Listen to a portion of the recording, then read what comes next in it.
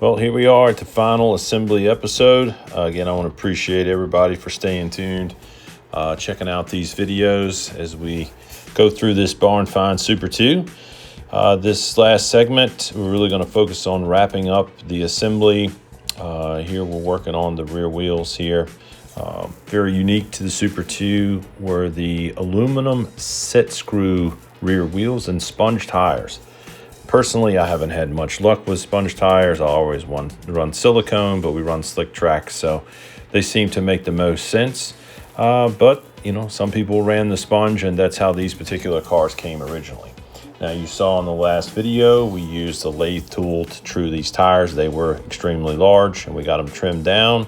As you can see, they got the nice little roll on the outside edge, and everything's nice and clean from when we cleaned that up in the earlier episodes.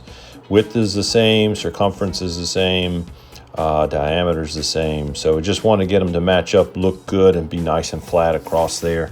If you've got to use a Dremel tool, which I've tried in the past, they can be out of round at times. So by using the lathe, I was able to calibrate the machine and make sure that these tires were true to exactly the same spec. So we're going to insert the rear axle into this rear gear, this larger rear gear than standard AFX 19-tooth gear here. So we'll get this in. We may have to pull this wheel back off just to make sure that the axle is centered. We'll give it a shot and see how it goes. Oh, we'll just pop that back off, check everything out. Main thing is everything is nice and free. These bigger gears came really close to rubbing the magnet, but didn't quite rub it there. Sometimes from time to time when I fool with them, you'll see that they just touch it. But in this case, it seems to be good and free. But we'll shift this axle over just a bit more and make sure we've got equal distances on the axle on both sides and that any splines aren't touching the actual frame itself. So we'll get these rear wheels reinstalled, and we should have this step about complete. And in this video, we're going to talk a little bit more about some of the other interesting pieces on the Super 2 that are different than some of the other cars, magnet traction, etc. From AFX, and what makes them different. So definitely stay tuned. Don't skip ahead too fast here, because we'll definitely touch on those, including the various different springs, the pickup shoes, gears, etc. And why they are different, and hopefully you can spot some of the different nuances between them before I even mention it. So once I get the width on these where I want them, where the overall stance looks good, I'll lock these in. I've just got a little tool that makes it easy. You can use the Allen wrenches. I don't have too much luck with those. I can't get a good bite on them. I just got this little tool. You can pick it up on Amazon. Wherever, comes with a variety of different bits in it. One of them happened to fit the little Allen head screw that's in the set screw that's in these wheels. And I said, well, that's much easier to deal with than the Allen wrench itself. Here I'm just pulling off a little piece of foam that was a little stuck onto the tire there. And now we'll get the other side installed. Get that button down good and tight.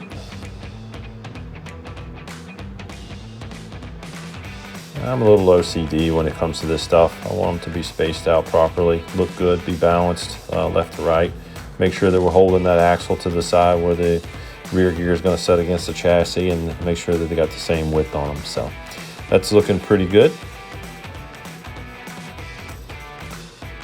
So let's talk a little bit about some of the springs. You've obviously got brass brush cups that sit down the bottom here. The magnets are installed and they are dot oriented. But let's talk about the springs and why they're different.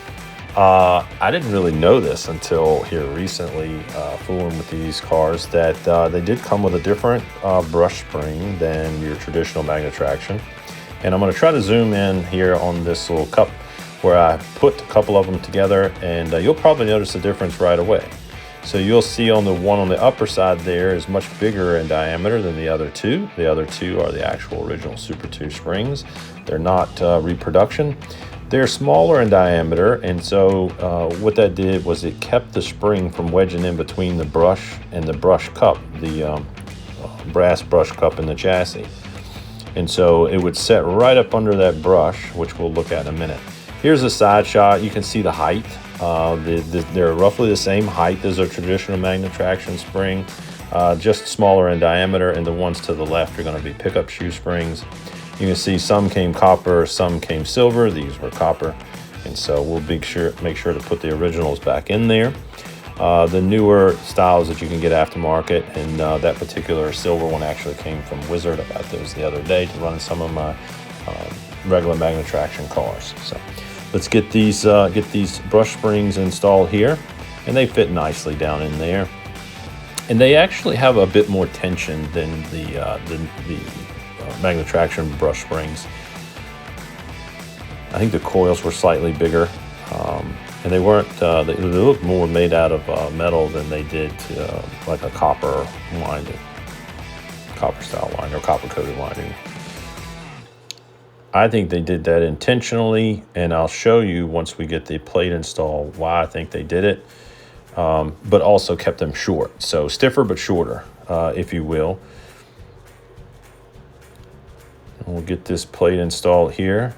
Again, got a nice shiny silver gear there on the top. So what I'm doing now is I'm checking to make sure that the armature is not riding on the bottom of the chassis. So I like them to bounce. I like them to have slack there. And you can see I'm pushing it up and down ever so slightly. Remember, this thing was frozen solid when we first got it. But now it's nice and free. It's floating within the chassis. It's not dragging on the bottom and not sitting on that lip edge. Here are the center gears. Hopefully you've spotted which one goes in this car. There we go. That one is black. You had some lightweight gears, some brass gears, etc. And then gears with smaller holes in other cars, but this particular one was the black Durlin, and it was easy to spot because it's nice and glossy. Those are the only center gears that actually came in these cars. We'll clip that top clip on there while we flip this thing over. We don't want it coming apart after we've taken the time to put together. Here are the pickup shoes. Hopefully you've spotted which one goes on this car. It's got this goldish plating on it with a brass braid on it.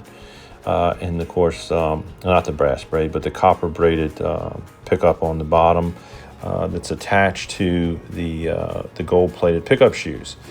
So we'll install our springs, also install these pickup shoes with the copper braiding on them, and then we'll be back at 100% new. Now, this car had the copper-plated or gold-plated pickup shoes on it, but it did not have the braids on them when I got it. I actually happen to have a set, so no worries there. We can just supplement that in, but you could definitely tell when you set them side by side the gold tinge on these shoes versus the original stocks. And you can go back and pause or whatever you want to do there to get a better look, but certainly different. Here, just tweaking them to make sure that they're nice and straight up, and just checking everything over and make sure everything looks good. Really getting down into the short rows. Take a good look here. She's all coming together. We'll do a little bench test on it here in just a minute and make sure it runs. This will be the first time. This is literally the first time, and it's live. So here you go.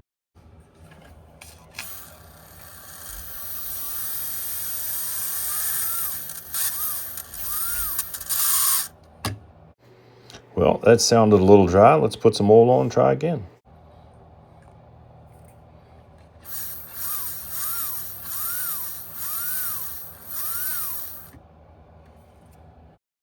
Well, now we've got the bench test all complete. We'll get this center gear in here, and we'll call this car done.